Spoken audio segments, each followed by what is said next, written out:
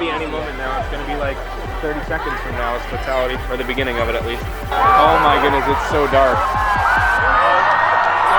Whoa! Oh my goodness! There it is! That's crazy! Look at that! Whoa! Look at that, there it is. You see? You see it? Woo! Oh my goodness gracious. That 30 seconds of the visible part of totality was the best we were able to see on eclipse day. But even though it was such a short amount of time and it was through clouds, it was truly an amazing and euphoric experience that if you ever have the chance to go to, take the opportunity. And I would say take the opportunity regardless of weather, because you never know how things are going to turn out. You ready for the eclipse?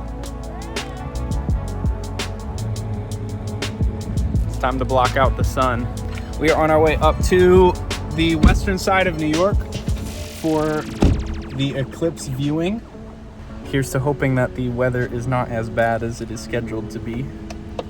It's looking pretty bad. It's not looking good, that's for sure. But we're gonna have a great time. We're stuck in a bit of traffic. We got a pretty waterfall. We're going the speed limit. It is a 6-hour drive from where we live in Delaware to where we were staying in New York for the eclipse. So Julie and I made the trip up on the Sunday before. Ironically, it was a beautiful weather day. All right, we're crossing into New York. Solar Eclipse Monday. A couple 100 miles and a half tank of gas later, and we made it. Did I do okay driving? Stop. One stop, that's true. And it was early. It was like an hour, no, it was less than an hour in, and we one stopped it. Let's go. Easy. So we're staying at my Uncle Rob and Aunt Hope's house and they live in Western New York. It's really beautiful where they live. They live up on a hill. And on a beautiful day like today, where it's nice clear skies, you can see for a very, very far distance. And in preparation, I actually rented a 500mm lens. There is, however, one downside about staying with Uncle Rob and Aunt Hope. The only issue with staying with Uncle Rob and Aunt Hope is that they are not exactly on the path of totality. But that is hardly an issue at all since they were allowing us to stay with them. I heard some horror stories of people getting their Airbnb canceled for a higher bidder. We even saw people in a tent on the side of the highway. Since they live so close to the path of totality, we would only have a 30 to 40 minute drive the next morning to Houghton University. Anyway, Julie and I are gonna go meet up for dinner now with them. There's a place nearby called Texas Hot. It's just a thing that you do around here. You just go to Texas Hot. We are starting to load up the car to get ready to go up to Houghton. It is Eclipse Day. All right, I'm about to take my first look. Looks like it's there. It does kind of cut through the clouds actually, because the sun is so bright and the glasses block out so much. It does actually cut through the clouds a little bit. So I am kind of hopeful. That's what it looks like if you're looking through glasses. Houghton University was our location of choice because 1, it was in the path of 100% totality, and 2, we had gotten an invitation from my cousins that the school was hosting an eclipse watch party on the soccer field. So I rented a 500mm lens here that when on this APS-C camera, it becomes a 750mm lens. The camera I used with the telephoto lens is an APS-C crop sensor, which means the sensor size is smaller than a full frame sensor. The lens I rented is built for full frame, which has a focal length of 500mm. Another fancy word of saying it's super zoomed in. But on a crop sensor camera, it has the equivalent focal length of 750mm. The lens you're looking on me right now is about a 35mm, so you can see the difference. The more zoom, the better, because obviously the bigger the sun is in the image. The sky is so cloudy that can't really see much. I'm hoping that it starts to get a little thinner, which will make it so that we possibly will see the outline of the sun and the moon crossing over it. It's supposed to be here, I'll point to you. It's supposed to be like right about there. When totality does happen, it will get very dark, because that happens regardless of if there's clouds or not. Here you can see, that's where the sun is supposed to be right now, but still not peeking through. There it is, there it is again, there it is. Oh. That's a partial right there. Look at that. Thank you. Wow. Look at that. That is so cool, you guys. That's crazy. Is that what we're not supposed to be looking at? Yes, exactly. That's exactly what we're not supposed to be looking at. Are you getting shots? Oh yeah. I wanted to get my friend Alex to talk about some things regarding the eclipse to better understand what is happening and what we would be seeing the day of. Like, what do you want your title to be? My title, Amateur Astrophysicist. Amateur Astrophysicist? Okay, cool. We'll make that work. What is the difference? This is something that we saw on the side of the glasses that we got. There on one side, it said, April 8th, total solar eclipse. On the other side, it said annular solar eclipse. What's the difference between a total solar eclipse and an annular solar eclipse? It's like night and day. When you see an annular eclipse, you can see with the glasses the moon passing kind of in front of the sun, but with a total solar eclipse, the moon completely blocks out the sun as if it were night, basically. It gets completely dark, just like the sun is totally gone. And the reason for that is because the moon is in an elliptical orbit, which is a sort of stretched circle and oval, where sometimes it's closer to Earth and sometimes it's further away. When it's closer, it appears big enough that when it passes in front of the sun, it totally blocks it out, and none of the light from the sun itself can actually reach Earth. You're just completely in the shadow. Whereas if it's further away, it looks a little bit smaller in the sky, a little bit smaller than the sun, and can't totally cover it up. And so you can see it passing in front if you have the glasses, but it's not going to block out all the light, and it's still going to reach Earth. Oh, that is the coolest thing, isn't it? Oh, guys. Look at that. It's got to stay thin. We gotta, if it can stay thin, I'll be very happy. It's moving pretty quick across the sky. I asked you this question even like the day before the eclipse, just so that I would know from a camera's perspective what target I should aim at. Does the sun move behind the moon, or does the moon move in front of the sun during a total solar eclipse? What's the perspective look like or appear to be from an observer on the Earth? This is kind of the foundation of astronomy. We've got the stars. They appear to kind of be fixed. They rotate 360 degrees. But otherwise, stars don't move around, at least not on the scales that human beings can see. But the sun and the moon do move around compared to the stars. The sun obviously does what appears to be a full rotation every 24 hours. That basically means that if you divide, 360 degrees by 24 hours, the sun appears to be moving just a hair faster than 15 degrees per hour. Whereas the moon, because it's also going around once a month in addition to just, the sky rotating, it appears to be moving relative to you on the ground at 15.5 degrees per second. Okay. So the moon appears to be moving just half a degree faster than the sun in the sky. And so if you're pointing directly at the sun, it's going to look like the moon is slowly catching up to the sun and then passing it, which is why it takes so long for an eclipse to happen, because half a degree an hour is very, very small. Right. Ooh, I forgot my sunglasses were off. Here you go, I'm wiping them off. They're getting clean from the children. Oh, is it? Did we pass it around? Yeah. Everybody's retina got burned. Yeah. I was just reading today that your retinas don't have any pain receptors, so you won't be able to tell. Oh, let's go. Nice. You won't know till tomorrow when you can't see. Oh, okay, got it. Why is that? There's nothing here. Yeah. No, you can't see it through there. All right, the 360's rolling. Everyone's in frame. If you want to see the whole eclipse, I uploaded a second video that I will link in the description of this one, where you can see the whole eclipse in VR with all the camera angles uncut. I think it's a very unique way of viewing the eclipse. Here, do you want to come over here and just like look at the... Is it cool? Yeah. You can just look over my shoulder if you want. That's what you're filming? Yep. Archie, that's worth a trip, huh? Yeah, that's what I'm saying. But you can see the sunspot there in the middle. See that like little dot there right there? Before totality, we were actually able to see sunspots, on like the dark parts on the sun. What is a sunspot? So there's really no simple answer for this, but I'll try to compress it as much as I can. The sun is a huge, really hot ball of hydrogen. All that gravity is pushing it together, causing fusion, which is where, atoms combine together and release tons of energy. It's the same idea as an H-bomb. Hydrogen and helium inside the sun is not a liquid and not a gas, but a special type of fluid called a plasma. Well, plasma is so hot that those electrons aren't bound to one atom, but just flow through all of the atom. And electrons moving around cause an electromagnet. And so there's these huge electromagnetic filaments that go all throughout the sun. Those filaments can trap some hydrogen and helium in a constrained area. And if stuff is not moving around, then it's not transferring heat as efficiently. And so those big filaments of magnetic fields just cool down a little bit. And so that you get this kind of rainbow arc that goes from towards the center of the sun up towards the surface and then back down again. These are like these cooler kind of, think of them as spaghetti or shoelaces or something like that. And sometimes these shoelaces of magnetic fields dip above the sun's horizon. And you can see the sunspots are these two cross sections where it exits the sun and enters the sun again. Yeah. And that's the cooler material inside. So every sunspot has a twin because the magnetic field exits the sun and then comes And back. it has to come back in. Okay. Mhm. Right. What's up, man? Good to see you. Hey there. But here, you can see it pretty well over here. Oh, yeah. That is amazing, RJ. How can you break through the clouds with this camera?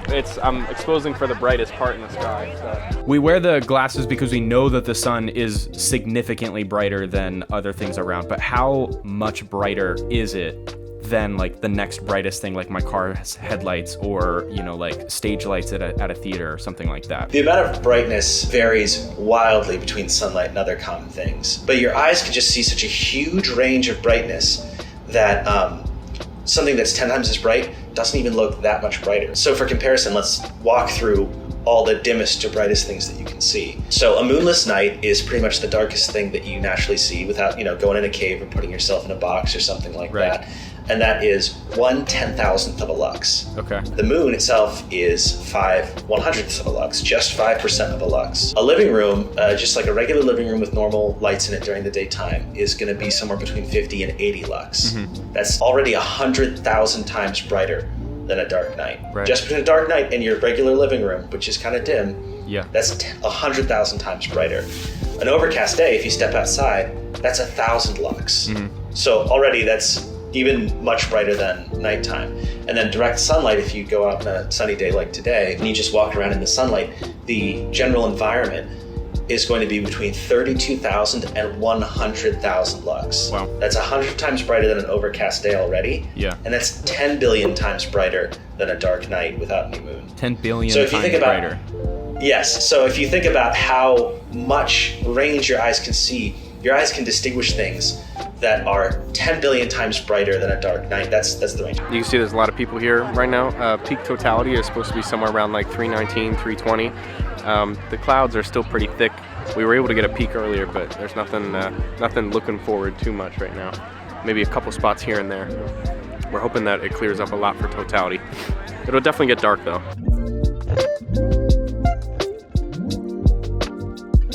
.57 right now. It is getting noticeably darker here though. Is it? Yeah. As the time got closer to the actual totality starting, more and more people started to show up at the soccer field to enjoy the eclipse. The college put on a whole eclipse party with themed drinks and snacks. They served starry soda and moon pies. They even have the ambulance here in case something does go crazy, does go awry. You can see it there for a second. Yeah, There. it's like peeking through for just a second. Is it the low one right there? No, it's like a crescent. It's Oh right yeah, you there. guys, there's only like a tiny crescent left at the top of it. Are you seeing what I'm seeing? Yep. Right there. I'm not making this up. Oh yeah. No, I see it. It's almost total. Right there. Yeah, you guys can see it. It's Yep, right there. look at that. Oh, it's Alright. so cool. We got the spot. Look at that. There it is. It's crazy how bright it is still down here with it only being a Yeah.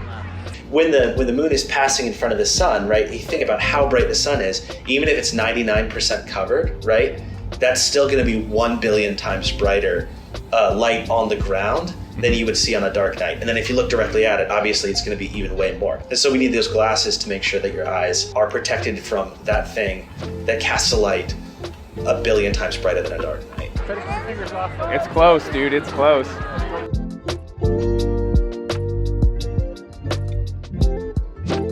Oh, we are so staring directly at it right now, boys. Let's go. Oh, it's so close. Dude, it's getting so dark. All right, it's 3:14 right now. I can barely see a tiny little sliver here.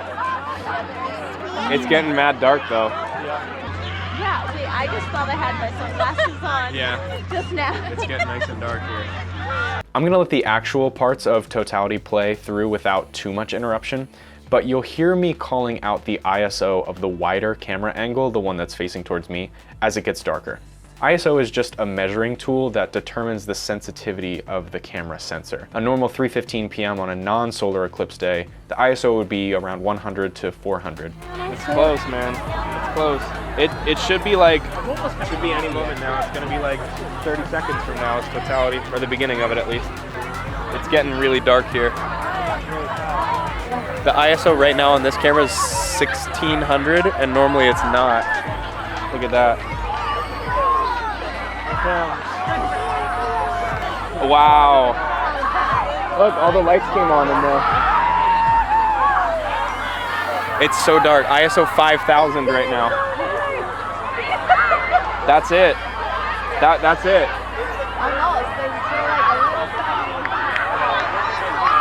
Oh my goodness, it's so dark. ISO 12,800 right now. That's insane. You can't even see anything. Wow. That's good. Take a look around. We're at 32,000, like ISO 4,000 right now. This is, you know, here. This is what it actually is like at like ISO 640. Whoa! Oh my goodness! There it is. That's crazy. Look at that. Whoa! It's not real. Oh my goodness.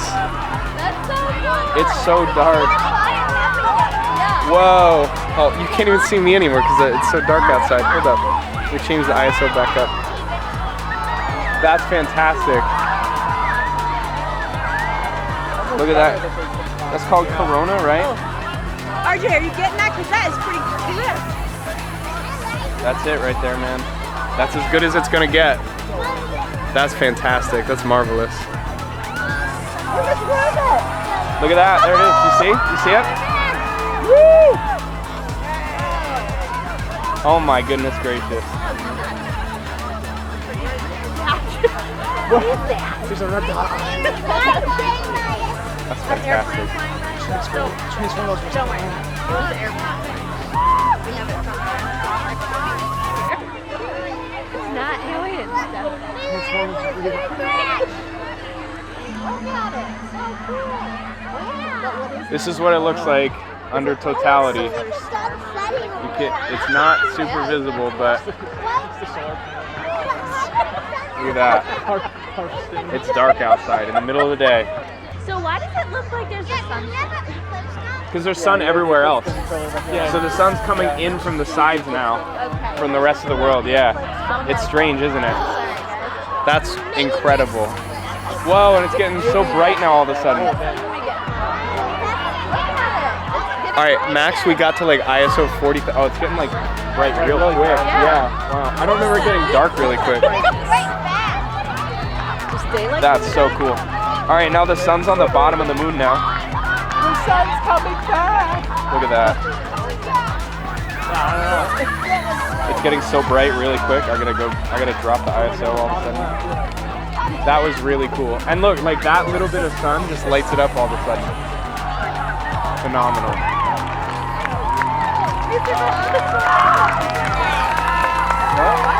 Wow. That is so cool. There is what looks to be like a reddish pinkish arc coming out of the bottom left side of the sun in the picture. What was that? I was so excited to see that. That is a thing called a solar prominence. Basically what that is just a big, huge loop of solar material, like that hydrogen helium plasma I was talking about. Yeah. It's caused for similar reasons as sunspots, but we don't quite know the mechanisms as well, the reason for it. But basically what happens is a big magnetic field comes up out of the sun, and it takes a lot of material with it. It takes all of this, fusing plasma, hydrogen, and helium with it, huge brightness. If that prominence were coming out of the front or the back of the sun, we wouldn't be able to see it because it'd either be on the back or it'd be covered up by the moon. But being right on the edge from our perspective, we got a very rare chance to see a solar prominence with our bare eyes and see all that huge material. That prominence was bigger than the Earth. That hole that you see in the center, you could have fit the Earth inside of that. That's how huge and powerful the sun is. Okay. Actually, there was a really big coronal mass ejection in 1859 called the Carrington event. The magnetic fields caused by that ejection when it hit the Earth's atmosphere and magnetosphere were so big that they caused some really incredible phenomenon. They didn't quite have home electricity so much at the time, but they did have telegraph wires that were strung out across the nation, and there were sparks jumping between telegraph wires. There were actually a pair of telegraph operators in Boston and Maine that sent each other messages while the power was totally disconnected for their telegraph system. One of them talked about how he touched the telegraph key and got a horrible shock. And for nearly 2 hours, they talked back and forth with no power, because the power was all being provided by this magnetic field that was hitting the Earth from the sun. Okay, so in 1859, there was a solar prominence that was big enough to excite electrons in the wires themselves, which caused all of, what it would be like ghost energy almost. Like it's not plugged into, you're not plugged into the wall, you're not plugged into a battery or anything like that.